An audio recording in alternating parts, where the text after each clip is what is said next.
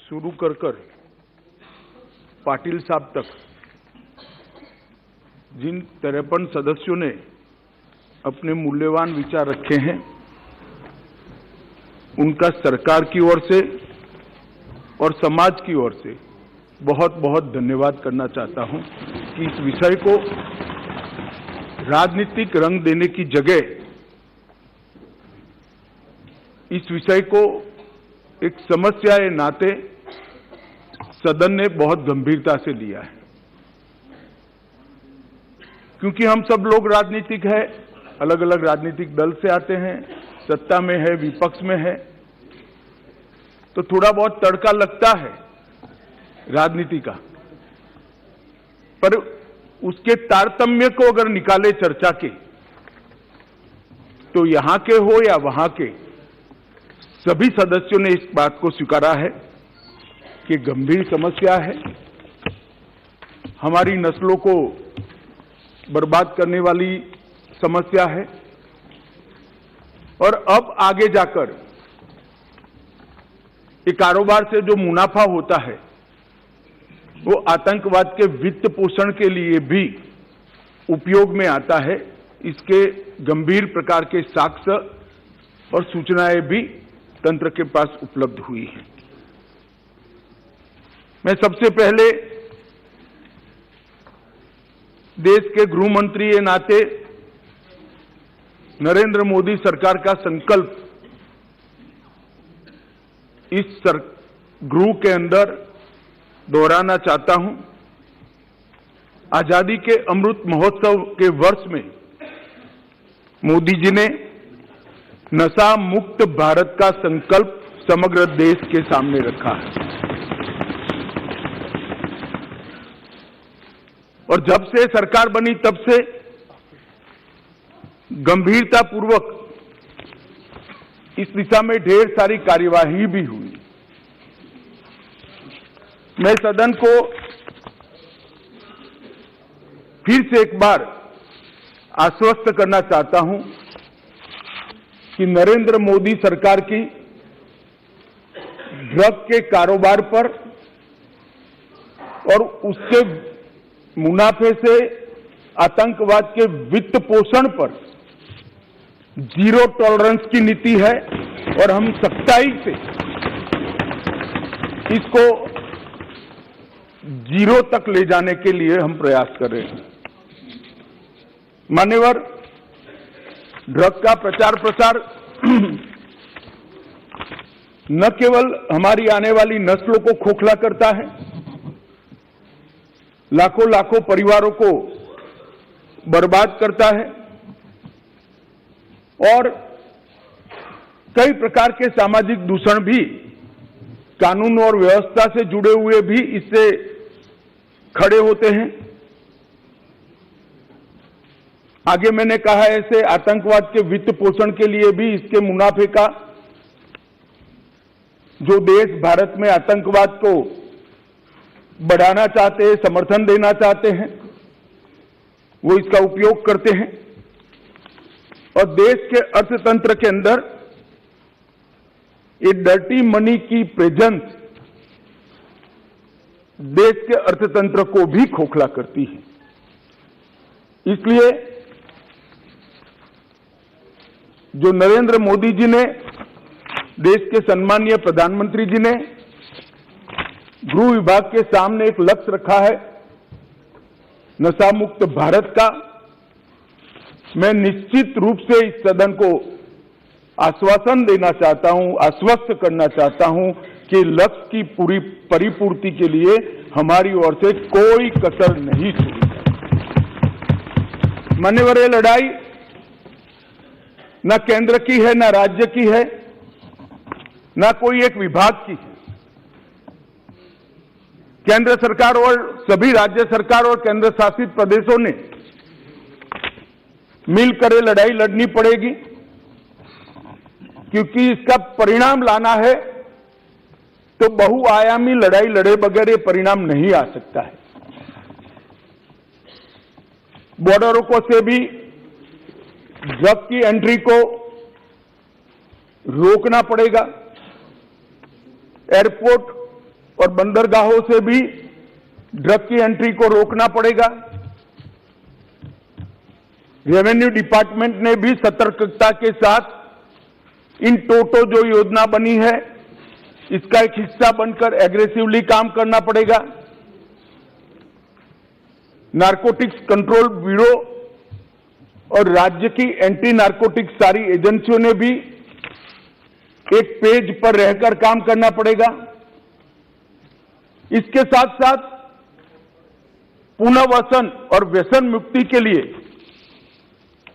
समाज कल्याण विभाग और हेल्थ डिपार्टमेंट ने भी साथ में रहना पड़ेगा।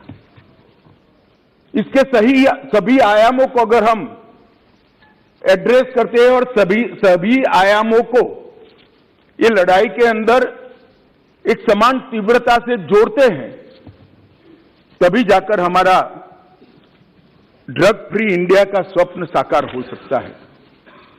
मान्यवर, ये बहुत महत्वपूर्ण बात है कि लड़ाई केंद्र सरकार और राज्य सरकारों ने मिलकर लड़नी है। हमारे संघीय ढांचे में राज्य सरकारें कई सारी पार्टियों की होती है, कई बार केंद्र में भी मिली जुली सरकारें आती हैं, परंतु मैं आज ये बात सदन के सामने स्वीकार करना चाहता हूं कि जहां तक ड्रग के खिलाफ लड़ाई का सवाल है, देश की सभी राज्य सरकारों ने केंद्र सरकार के साथ कंधे से कंधा मिलाकर इस लड़ाई को गंभीरता के साथ लड़ा है। और जो भी योजनाएं गई, जो भी सूचनाएं गई, उसका इरिस्पेक्टिव ऑफ पार्टी पॉलिटिक्स और irrespective of party in power सभी राज्यों ने बहुत अच्छे ढंग से अमल भी किया है। इसलिए कम से कम एक मुद्दा ऐसा है जिसमें तरीकों में थोड़ा बहुत बदलाव राज्य की जियोग्राफिकल सिचुएशन और आर्थिक व्यापार करने की पद्धति को लेकर हो सकता है, तरीकों में बदलाव, परंतु इसमें कोई मतभेद नहीं है, सब एक पेज पर है। मान्यवर, जहां तक बॉर्डर के राज्य हैं, कल सभी बॉर्डर के राज्यों के सदस्यों ने गंभीरता से विषय रखा है। मैं स्पष्ट कर देना चाहता हूं कि बॉर्डर से ट्रेड का सवाल है, पाकिस्तान के साथ अभी कोई ट्रेड हमारा बॉर्डर से नहीं होता है, इससे ड्रग आने का सवाल नहीं है, परंतु इससे हमारी दिक्कतें समाप्त नहीं होती। ड्रोन से आता है, तस्करी से आता है, सुरंगें बनाकर भेज देते हैं, बंदरगाहों के माध्यम से आता है, एयरपोर्ट से माध्यम से आता है। तो व्यापार बंद करने से इस समस्या का समाधान नहीं आया है। समस्या को जहां जहां पर वो लोग अपना नया तरीका ढूंढते हैं, उसको हमें नसीहत करना पड़ेगा, समाप्त करना पड़ेगा। मान्यवर, एक बहुत सारे सदस्यों का सुझाव आया, तो हो गया भैया, आगे मेरा पूरा भाषण समाप्त होने के बाद आप कुछ कह सकते हैं। मान्यवर, जहां तक कानून का सवाल है, ढेर सारे लोगों ने कहा, दादा ने कहा कि इसमें फांसी की सजा होनी चाहिए या नहीं होनी चाहिए, किसी ने कहा कि इसको कठोर बनाना चाहिए। मैं भारत सरकार की नीति बहुत स्पष्टता से इस सदन के माध्यम से देश की जनता के सामने रखना चाहता हूं। जो दादा आपको भाषण करना है तो मैं बैठ जाता हूं, 10 मिनट बोलिए। इतने सीनियर सांसद होकर बीच में टोका टोकी करना ना आपकी उम्र के लिए अच्छा है, ना आपकी सीनियोरिटी के लिए अच्छा है। मैं बैठ जाता हूं, आप भाषण करिए 10 मिनट प्लीज। माननीय गृह मंत्री जी, माननीय गृह मंत्री जी, हर बार नहीं करनी चाहिए, विषय की गंभीरता को समझना चाहिए, तो बोले नहीं होते। आप इतना क्रोधित क्यों होते हैं? क्रोधित नहीं होता हूं भैया, समझाता हूं। कई बार समझाना पड़ता है बड़ों को भी। मान्यवर, जहां तक कानून का सवाल है, मैं इस सरकार की नीति को बहुत स्पष्ट करना चाहता हूं। जो ड्रग का सेवन करते हैं वो विक्टिम है, उनके प्रति सहानुभूति का रवैया होना चाहिए और पुनर्वसन की तैयारी और पुनर्वसन की कानूनी प्रावधान होनी चाहिए। परंतु जो ड्रग का व्यापार करते हैं, इसकी तस्करी करते हैं, इसको नीचे तक पहुंचाते हैं, वो चाहे छोटा हो या बड़ा, इसको छोड़ना नहीं चाहिए, उसको कानून के शिकंजे के अंदर डालना है। ये भेद अगर हम नहीं करते हैं तो कभी कभार हम विक्टिम के साथ ही दुर्व्यवहार करेंगे। जो बच्चा इसमें फंस गया है, जो युवा फंस गया है, उसको वापिस आने के लिए और समाज इसको फिर से स्वीकार ले, इस प्रकार का सामाजिक माहौल बनाने की भी हम सभी सदस्यों की जिम्मेदारी है। माननीय सरकार की तो है ही, जैसे पाटिल साहब ने कहा, व्यसन मुक्ति केंद्रों से लेकर इनके रिहेबिलिटेशन सेंटर से लेकर सारी चीजें बहुत बनाई गई, मैं बताऊंगा आगे। परंतु एक सामाजिक वातावरण भी हमने तैयार करना पड़ेगा कि जिसने ड्रग ले लिया वो खराब है, ऐसा नहीं है। इसको फिर से समाज के अंदर पुनः प्रस्तापित सम्मान के साथ करने के लिए, एक सामाजिक माहौल बनाने के लिए भी सभी सांसदों ने साथ में मिलकर प्रयास करना पड़ेगा। मान्यवर, जहां तक ड्रग के कारोबार पर सख्ती का सवाल है,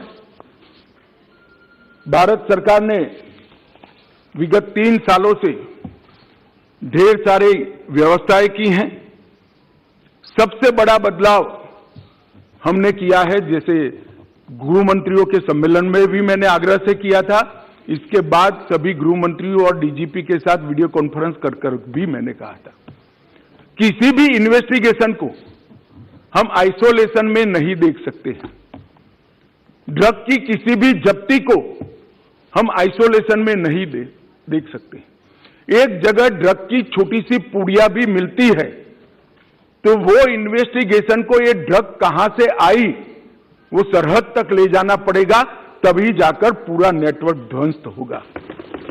और अगर किसी बंदरगाह पर, एयरपोर्ट पर ड्रग पकड़ा गया तो वो ड्रग छोटे सी छोटी पान की दुकान पर कैसे जाना था, वो पूरे नेटवर्क का अगर हम जांच करते हैं तभी जाकर इस समस्या का समाधान होगा। मैंने सभी गृह मंत्रियों को यह भी कहा है, उसमें राज्य की भी सीमाएं आती है, कई बार अंतर्राज्य अंतर्देशीय सीमाएं भी आती हैं, अंतर्राज्य की सीमा भी आती हैं, सीमा के पार भी इसका इन्वेस्टिगेशन करना पड़ता है। उस वक्त एनसीबी और एनआईए 2 ऐसी एजेंसियां हैं जो एनसीबी पूरे देश भर में जांच कर सकती है और एनआईए विदेश में जाकर भी जांच कर सकती है। इसीलिए जब एनआईए का कानून हम लेकर आए तब उसमें ड्रग के कारोबार को हमने डाल दिया था। और मान्यवर, मैंने सभी राज्यों के मुख्यमंत्रियों को विनती किया था कि अगर आपके राज्य में कोई ऐसा केस है जिसके टॉप टू बॉटम और बॉटम टू टॉप इन्वेस्टिगेशन करते वक्त राज्य की सीमाएं लांघनी पड़ती है तो आप निसंकोच एनसीबी की मदद ले सकते हैं। एनसीबी हरेक राज्य को मदद करने के लिए तैयार है और कटिबद्ध है। और अगर वो इन्वेस्टिगेशन देश की सरहदों के बाहर जाता है तो आप वो इन्वेस्टिगेशन के लिए एनआईए की भी मदद ले सकते हैं। एनआईए आपकी मदद करने के लिए तत्पर है। और मुझे आनंद है मान्यवर, लगभग 42 इन्वेस्टिगेशन राज्यों ने एनसीबी या एनआईए को दिए हैं और सफलतापूर्वक पूरे नेटवर्क को ध्वस्त करने के लिए आज तीनों एजेंसियां, राज्य की, एनआईए और एनसीबी आगे बढ़ रही है और इसके बहुत अच्छे परिणाम भी हमने मिले हैं। और राज्य के सहयोग से केंद्र का नारकोटिक्स के सामने लड़ने की गति भी दुगनी हुई है और उत्साह भी दुगना हुआ है। मान्यवर, एनसीबी और एनआईए को जो केस सौंपे गए वो केसों को हमने राज्य की एजेंसियों को साथ में रखकर भी इन्वेस्टिगेट किया है। मान्यवर, अभी एक गोल्डन ट्रायंगल और गोल्डन क्रिसेंट का उल्लेख आया। मैं थोड़ा अप्रोच बदलने की बात करता हूं। एक गोल्डन ट्रायंगल जिसमें दक्षिण पूर्व एशिया के देश हैं, गोल्डन क्रिसेंट, ईरान, अफगानिस्तान और पाकिस्तान है। ये ड्रग के व्यापारियों ने उसको गोल्डन ट्रायंगल और गोल्डन क्रिसेंट नाम दिया है। मैं जब भी बैठक में इन क्षेत्रों का शब्द प्रयोग करता हूं तब डेथ ट्रायंगल और डेथ क्रिसेंट कर ही करता हूं। ये मौत का व्यापार करने वाले, हो सकता है वो गोल्डन ट्रायंगल हो नशे के कारोबारियों के लिए, हमारे लिए नहीं होना चाहिए। और ये हमारे अप्रोच के अंदर बदलाव समग्र दुनिया के सामने बहुत बड़ा संदेश भेजेगा। मान्यवर, नारकोटिक्स के खिलाफ भारत सरकार के गृह विभाग ने जो लड़ाई, भारत सरकार के वित्त विभाग ने जो लड़ाई छेड़ी है, और इसमें समाज कल्याण विभाग और स्वास्थ्य विभाग हमारी मदद में है, इसमें हमने जीरो टॉलरेंस की नीति अपनाई है। इसके 3 हिस्से हमने रखे हैं। संस्थागत संरचना की मजबूती, जो इंस्टीट्यूशंस हैं इसको स्ट्रॉन्च करना, जवाबदेह करना और सतत मॉनिटरिंग से उसको अलर्ट रखना। सभी नार्को एजेंसियों का, जिसमें स्टेट की नार्को एजेंसी भी आती है मान्यवर, और केंद्र की भी सभी डिपार्टमेंट आते हैं, उनका सशक्तिकरण और समन्वय, उनको एम्पावर करना और सबके बीच में कोऑर्डिनेशन बनाना, और एक विस्तृत अभियान जागरूकता और पुनर्वसन के लिए हाथ में लेना।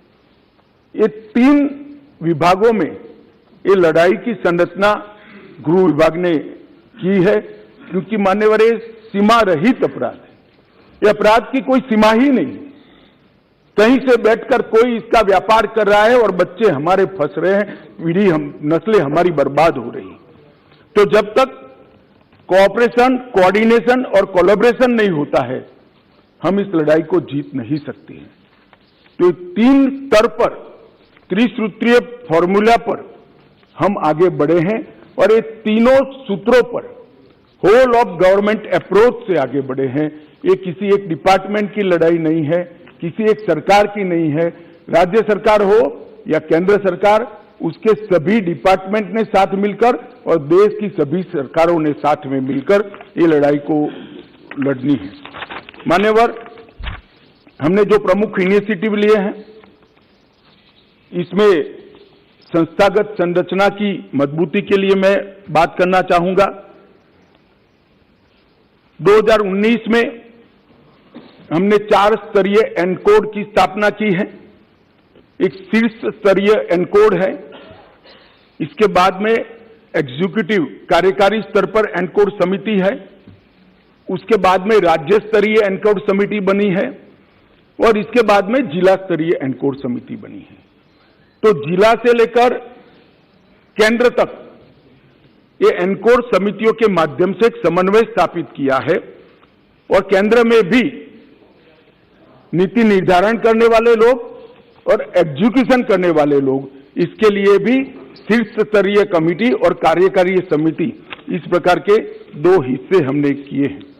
अभी 5वीं शीर्ष स्तरीय एनकोड कमेटी की बैठक हुई थी, मैंने ही इसकी अध्यक्षता की थी, और ढेर सारे फैसले हमने लेकर नीचे राज्यों को पहुंचाए हैं।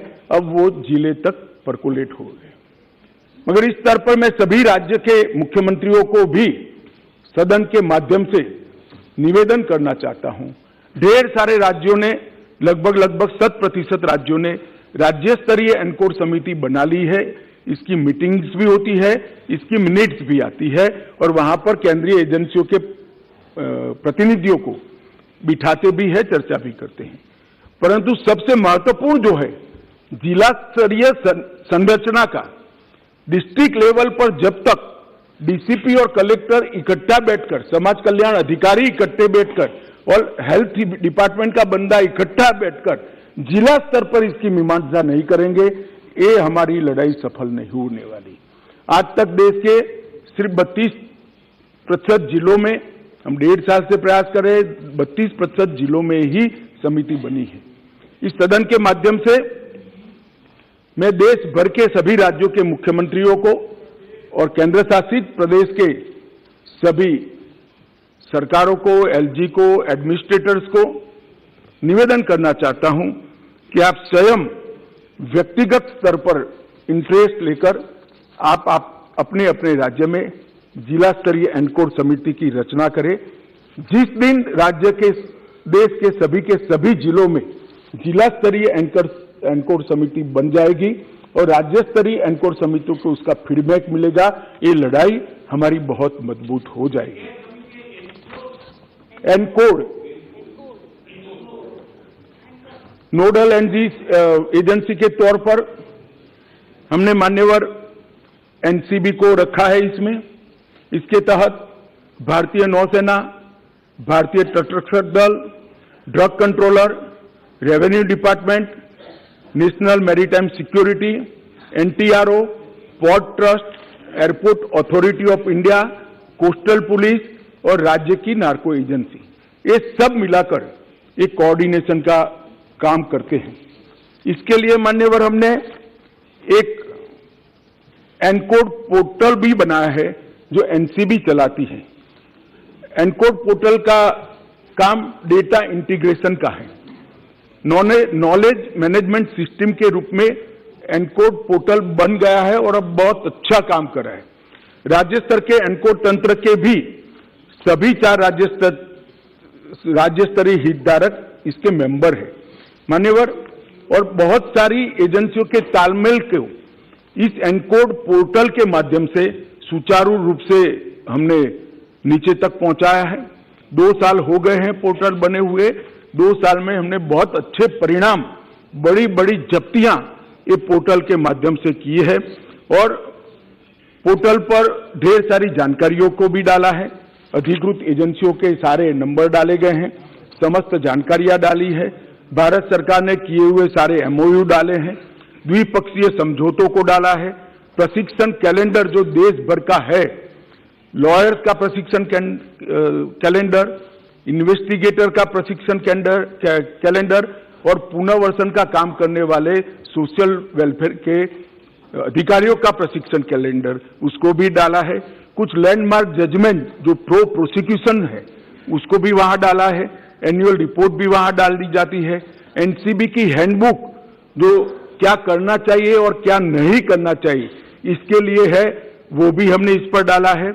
मीटिंग्स की मिनट्स भी इस पर 24 घंटे में अपलोड कर दी जाती है और एटीआर को भी अपलोड कर जाती है। एक प्रकार से संपूर्ण सूचनाएं एक ही जगह से जिले स्तर के, पुलिस स्टेशन स्तर के अधिकारी को भी उपलब्ध हो जाए, इस प्रकार की प्रणाली हम लेकर आए हैं और उसको एक ही छत्र के नीचे चलाकर राज्यों को और पुलिस स्टेशन तक की पूरी चीजों को हमने कोऑर्डिनेट किया है। मान्यवर, अभी इंटरपोल की जनरल असेंबली हमारे देश में हुई, उसमें नारकोटिक्स और टेरर लिंक्स पर विषय मैंने उठाया था और वहां पर भारत की ओर से आग्रह किया गया कि इंटरपोल नारकोटिक्स और टेररिज्म और नार्को के व्यापार से टेररिज्म का वित्त पोषण, ये 3 विषयों पर रियल टाइम इंफॉर्मेशन शेयरिंग के लिए एक प्लेटफॉर्म सभी देशों का बनाए तो सभी देश इससे आगे बढ़ सकते हैं और बेस्ट प्रैक्टिसेस का एक्सचेंज भी हो सकता है। यहीं पर अभी नो मनी फॉर टेरर का पूरे देश भर के गृह मंत्रियों का सम्मेलन हुआ। वहां पर भी हमने अंतर्राष्ट्रीय सहयोग के लिए, नारकोटिक्स की लड़ाई के लिए बहुत थ्रस्ट दिया गया है। मान्यवर, हमने एक संयुक्त समन्वय समिति भी बनाई है और केंद्रीय स्तर पर इसकी ढेर सारी बैठक भी की है। एनसीबी की कैडर को भी हमने पुनर्गठित किया है। 419 पदों का सृजन कर जिसमें सीनियर ऑफिसर ज्यादा है क्योंकि राज्यों को असिस्ट करना है, इसको हमने आगे बढ़ाने के लिए एक इनिशिएटिव लिया है। नार्को अपराधियों पर राष्ट्रीय एकीकृत डेटाबेस जिसका शॉर्ट फॉर्म है निदान, उसको भी तैयार किया है और हर केस की चालान और हर केस के जजमेंट को इस पर अपलोड कर प्रोसिक्यूशन के वकीलों के लिए टिप्स भी इस पर उपलब्ध है। और इसके साथ साथ inter operational criminal justice system ICJS के लिए भी जब्ती सूचना प्रबंधन प्रणाली और जेल का डेटा दोनों भी हम साझा कर रहे हैं। मान्यवर, ड्रग नेटवर्क के चार्ट को भी हमने मैपिंग कर लिया है और पूरे राज्यों में ड्रग आने का रास्ता कौन सा है और उसके नेटवर्क की संभावनाएं क्या है, उसको भी 472 जिलों में हमने मैप कर राज्यों को भेज दिया है। बहुत बड़ी एक्सरसाइज। 2 साल तक भारत सरकार के सभी अधिकारियों ने 472 जिलों का मैपिंग किया है, सर्वे के आधार पर किया है, सूचनाओं के आधार पर किया है, और जो जब्ती की गई, जो केस बने गए, जो सजाएं हुई हैं और जो इंट्रोगेशन के रिपोर्ट्स आए, ये सबको संकलित करके मैं इस सदन में बैठे हुए सभी व्यक्तियों को कहना चाहता हूं कि आप चिंता मत करिए, कितना भी बड़ा अपराधी है 2 साल में स्थिति ऐसी आने वाली है, इसकी जगह जेल की सलाखों के पीछे। और ये सुनकर अगर किसी को इसमें से वापिस आ जाना है तो अच्छी ही बात है, आ सकते हैं। मान्यवर, NDPS के तहत हमने सीमा सुरक्षा बल, SSB, असम राइफल, ये तीनों को केस करने के अधिकार दे दिए गए हैं, क्योंकि कहते हैं भाई सीमा भारत की जिम्मेदारी है, भारत सरकार की जिम्मेदारी है, निगरानी नहीं रखते, ड्रग वहां से आ रही है। और जब BSF को अधिकार देते हैं तो कहते हैं राज्यों के अधिकार ले लिए, तो BSF वहां क्या करेगी भाई? आप बताइए मुझे, क्या करेगी? मान्यवर, ये ऐसा मसला नहीं है। और BSF कौन सी फॉरेन एजेंसी है? हमारे देश के दुश्मन ड्रग भेज रहे हैं, BSF वाले पकड़ेंगे, केस करने का अधिकार नहीं है। SSB वाले पकड़ेंगे, केस करने का अधिकार नहीं है। क्या करेंगे निहत्था बैठकर?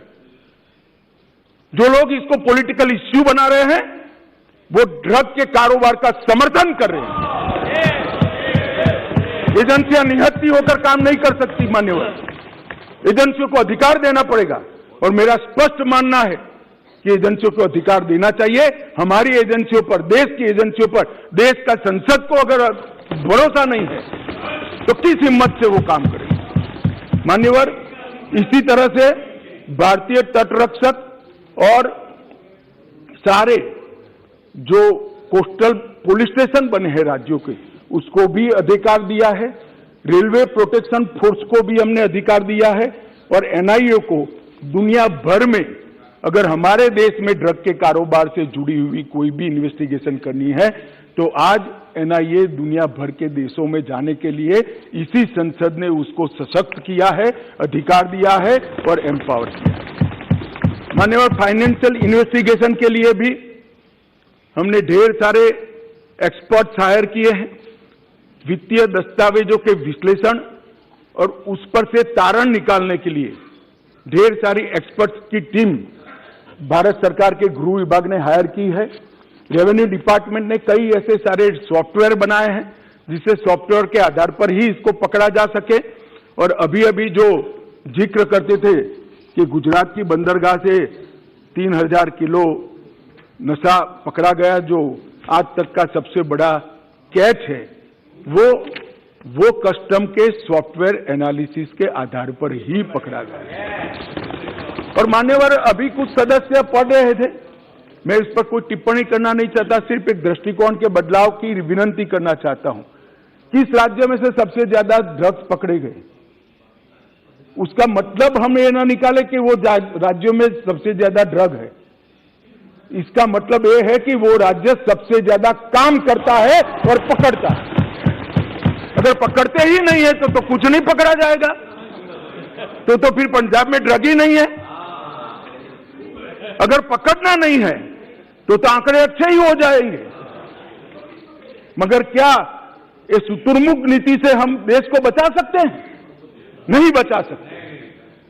हमारा मुंह मिट्टी में डालने से आंधी नहीं चली जाती मान्यवर, आंधी को फेस करना पड़ता है, सीने पे झेलना पड़ता है। बैठो बैठो बैठो बैठो बैठो, बैठो।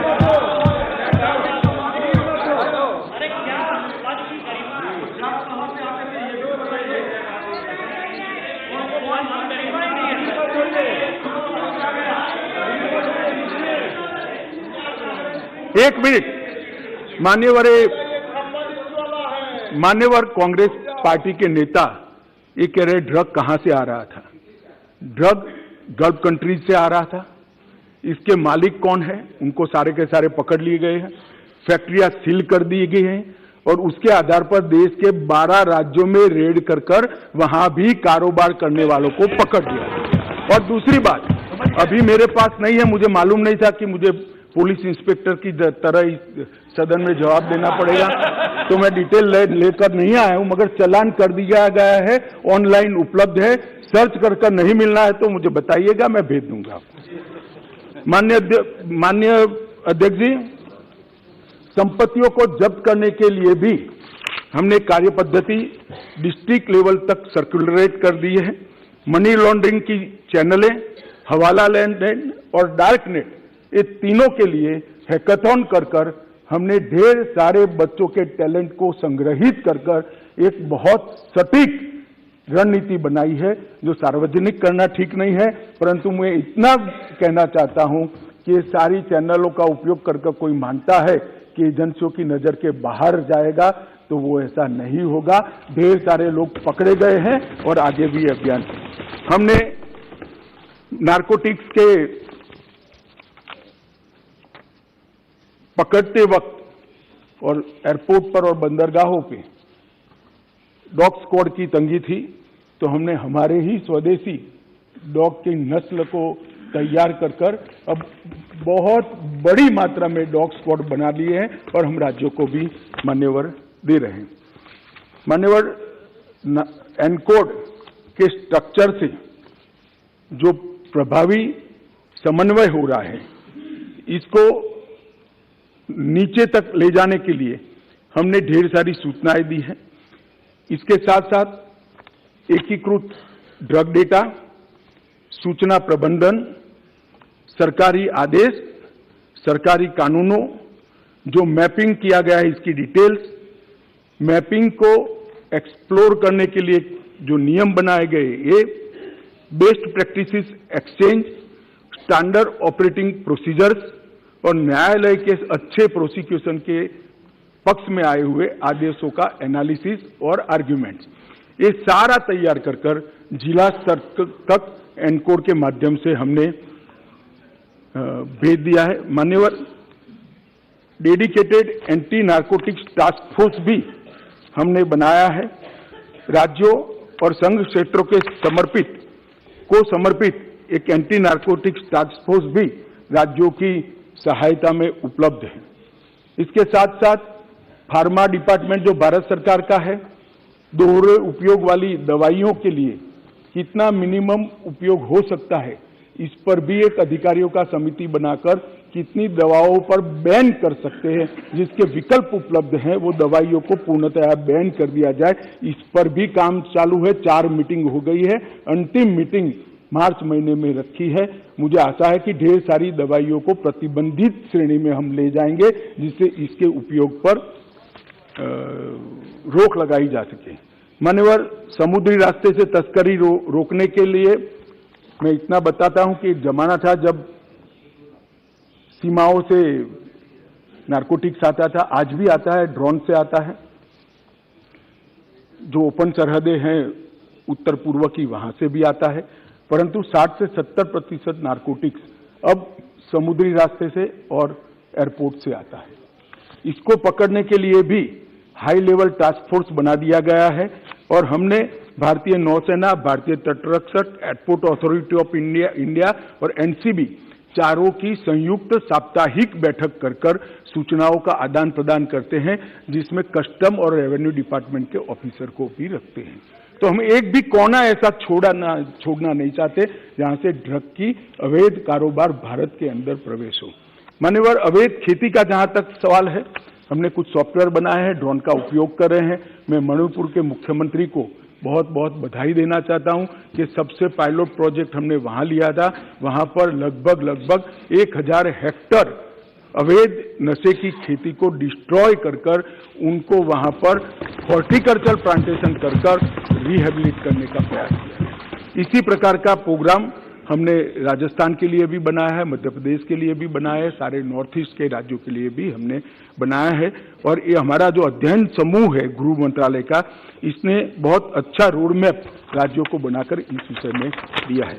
माननीय डार्कनेट और क्रिप्टो पर लगाम लगाने के लिए भी, जैसा मैंने पहले कहा कि एक अलग अलग प्रकार के हैकाथॉन किए गए, देश के चारों कोनों में किए गए, लगभग 3200 से ज्यादा युवा इसके अंदर हिस्सा लिए, ढेर सारी चीजें हमें प्राप्त हुई है, इससे एक एमओ भी बनाया गया है।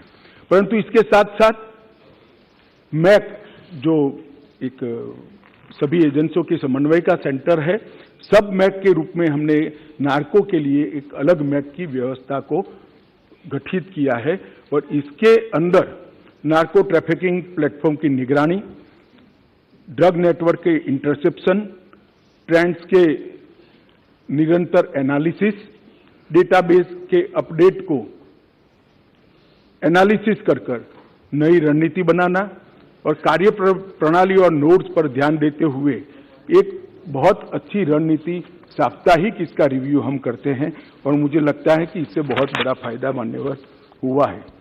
नार्कोटिक्स का प्रशिक्षण का मॉड्यूल भी बनाया गया है।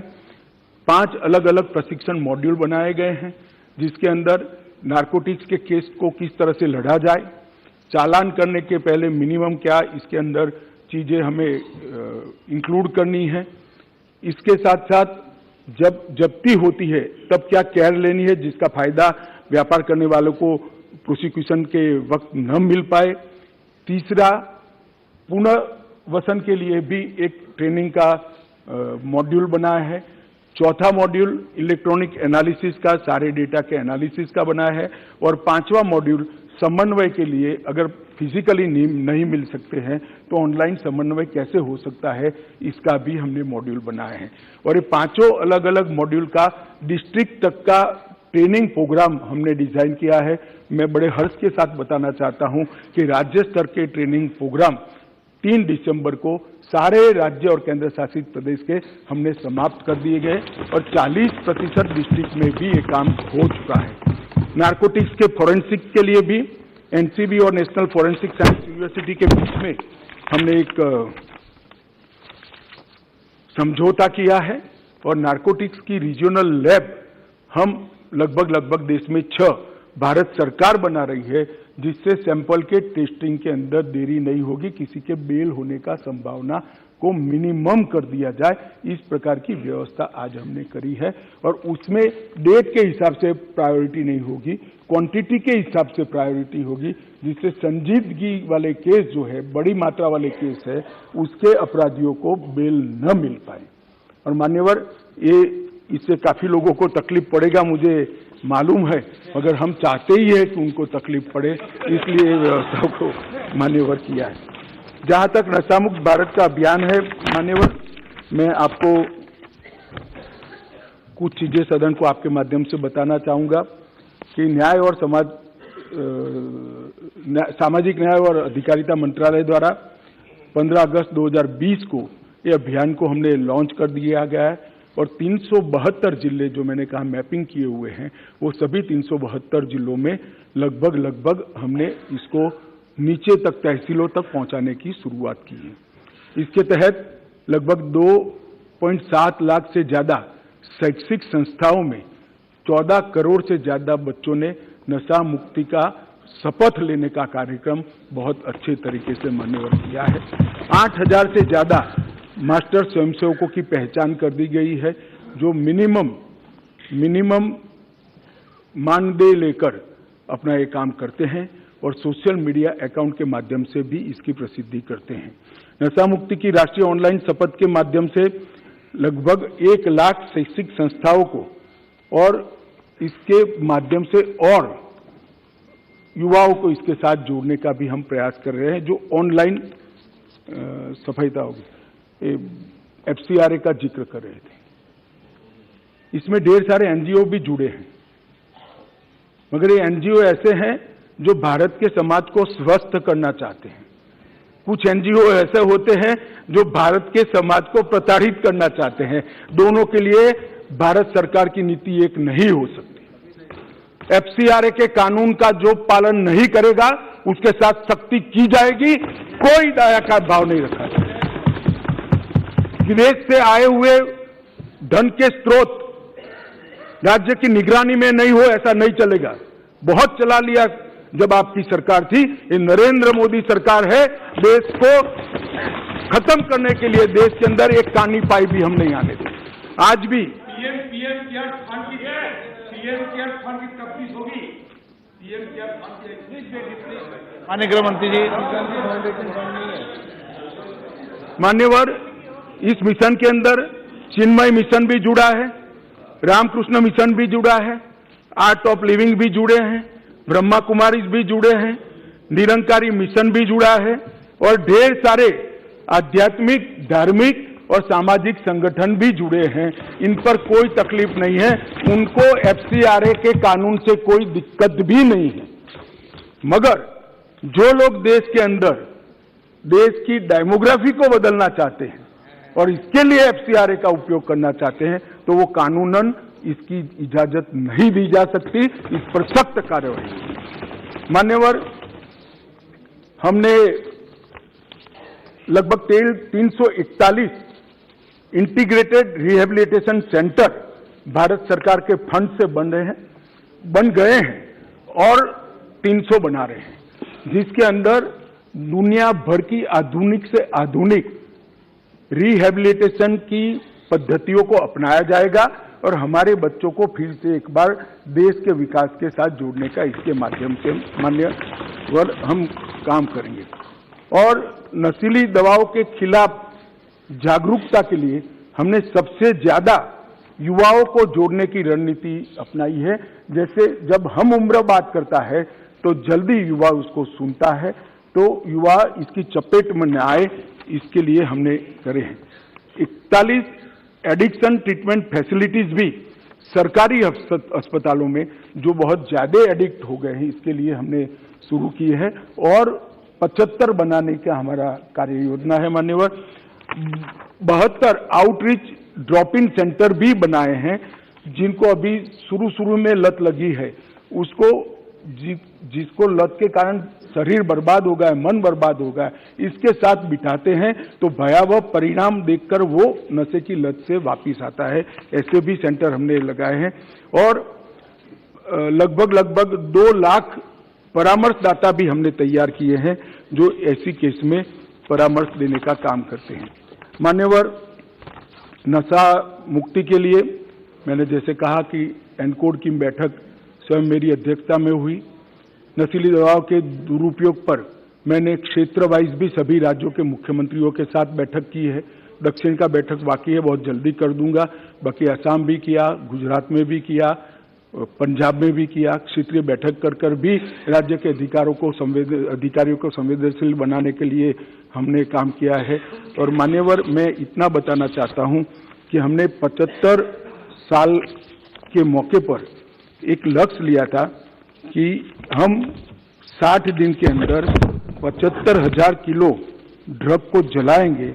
मुझे कहते हुए आनंद है, 60 दिन में 1,60,000 किलो से ज्यादा ड्रग को हमने जलाने का काम किया। और ये अभियान जो मैंने सारा बताया, उसको ऑल ओवर मॉनिटरिंग के लिए गृह मंत्रालय के अध्यक्षता में, गृह सचिव की अध्यक्षता में सामाजिक न्याय एवं अधिकारिता सचिव, रसायन और उर्वरक सचिव, स्वास्थ्य सचिव, फार्मा विभाग के सचिव, राजस्व विभाग के सचिव और पोर्ट डिपार्टमेंट और एयरपोर्ट अथॉरिटी के सचिव को इसके साथ एक कोऑर्डिनेशन कमेटी बनाई है, जो हर 15 दिन में बैठकर इसकी मीमांसा करती है। मान्यवर, प्रयास तो करते हैं, योजनाएं भी बनती है, मगर कई बार प्रयास करते वो जमीन पर नहीं उतरते। मगर ये एक ऐसी सरकार है जो प्रयास करती है, उसको लॉजिकल एंड तक लेकर जाती है।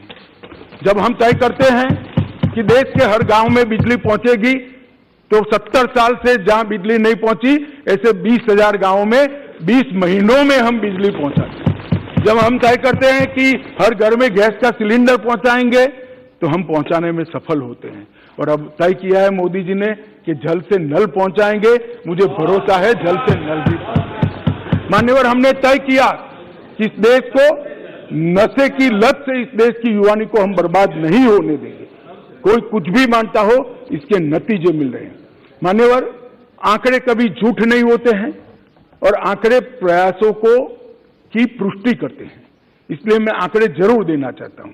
2006 से 13 का और 2014 से 22 का। अब कोई सवाल ना पूछे 6 से 13 का क्यों लिया है, सब समझते हैं, यहां भी समझते हैं, वहां भी समझते हैं। मान्यवर, 2006 से 13 में 22,45,000 किलो ड्रग पकड़े गए, 22,45,000। 2014 से 22 में 62,60,000 किलो ड्रग पकड़े गए। मान्यवर, यूनिट्स में देखें तो 10 करोड़ यूनिट्स पकड़े गए और अब मोदी जी के शासन में 24 करोड़ यूनिट पकड़े गए। कीमत में लगभग 23,000 करोड़ की कीमत थी 2006 से 13 में। इतनी महंगाई वहां नहीं हुई है जिससे कीमत बढ़ जाए, मात्रा बढ़ी है 23,000 करोड़।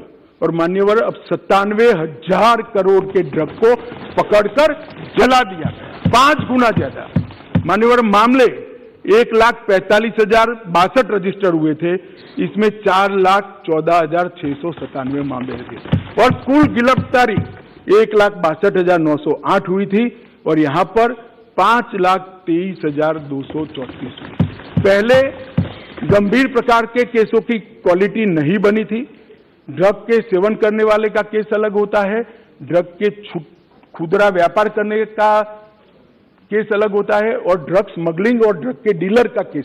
हमने डीलर और स्मगलिंग के केस को गंभीर प्रकार के 13,000 केस मान्यवर डीलर और स्मगलिंग करने वालों के खिलाफ रजिस्टर हुए। ये बताता है कि हमारी दिशा सही है, परिणाम भी मिल रहे हैं। मान्यवर, कई बार मैं तो आश्चर्य करता हूं, कई बार सभाओं में मैंने देखा एक राष्ट्रीय नेता उपस्थित नहीं है, उपस्थित होते तो नाम भी दे देता, यात्रा में है तो नहीं, मैंने कहा ना, नहीं, मैं सुनिए ना, मेरा सोच के बारे में कुछ नहीं है, समझ के बारे में समझो जरा। मान्यवर, मैंने गुजरात के चुनाव के वक्त एक भाषण सुना कि गुजरात में ड्रग का कारोबार बढ़ गया है, गुजरात से ड्रग पकड़ा जाता है। अरे भाई, देश की सीमा है, बंदरगाह है, बंदरगाह से आएगा, हम पकड़ेंगे तो अच्छा किया या बुरा किया, ये समझ में ही नहीं आ रहा है। अब पंजाब में नहीं पकड़ा जाता है तो क्या बिट्टू साहब कह सकते हैं पंजाब में ड्रग नहीं है? भाई, पकड़ना कोई बुरी बात नहीं है, पकड़ना अच्छी बात है और हम इस कमेंट से कोई हतोत्साह नहीं होंगे और पकड़ेंगे और खत्म करेंगे। मान्यवर, ये जो जिस प्रकार की चीजें कर रहे हैं, मुझे तो मालूम नहीं है पूरी लड़ाई को समझ रहे हैं या नहीं समझ रहे। मान्यवर, पिछले 5 वर्ष में हमने 61 नए साइटोट्रोपिक पदार्थों को अधिसूचित किया है जो पहले इस कैटेगरी में नहीं आते थे, अब एफएसएल से सिद्ध कर इसको करा है। जब्ती की क्वालिटी में भी सुधार आया है। लगभग भारतीय एजेंसियों ने 14,000 किलो ट्रामाडोल को भी जब्त करने का काम किया है। मान्यवर, मैं इतना ही कहना चाहता हूं कि अभियान कोई एक सरकार का नहीं हो सकता, ये अभियान कोई एक दल का भी नहीं हो सकता, ये अभियान कोई एक एजेंसी का भी नहीं हो सकता। केंद्र और राज्य की सभी एजेंसियों ने एक ही प्लेटफॉर्म पर आकर समान तीव्रता और समान गंभीरता के साथ इस अभियान को चलाना पड़ेगा, तब हम हमारी आने वाली नस्लों को बचा पाएंगे। मान्यवर, ये लड़ाई ऐसे नाजुक मोड़ पर है, अगर इस वक्त हम जीतते हैं तो हम हमारी नस्लों को बचाते हैं और इस वक्त अगर नशे के व्यापारी जीतते हैं तो हमारी नस्लों को कोई बचा नहीं सकता। इसलिए मेरा पूरा सदन से अनुरोध है मान्यवर कि इस एक मुद्दे पर हम राजनीति न करें, सभी राज्य की सरकार एक साथ आए, जिला स्तरीय एनकोड की रचना करे और ये जो अभियान मोदी जी के नेतृत्व में भारत सरकार के गृह विभाग ने चलाया है, वो अभियान को सभी लोग मजबूत बनाएं। हम भी राज्यों के अभियान को मजबूत बनाने के लिए बहुत तत्पर हैं और उत्सुक भी हैं। सब केंद्र शासित प्रदेश, राज्य सरकार, केंद्र सरकार और समग्र देश की जनता और हम सभी जनप्रतिनिधि मिलकर इस अभियान को सफल बनाएं और जीरो टॉलरेंस टू ड्रग और नशा मुक्त भारत की रचना करें, यही अभ्यर्थना कर मेरी बात को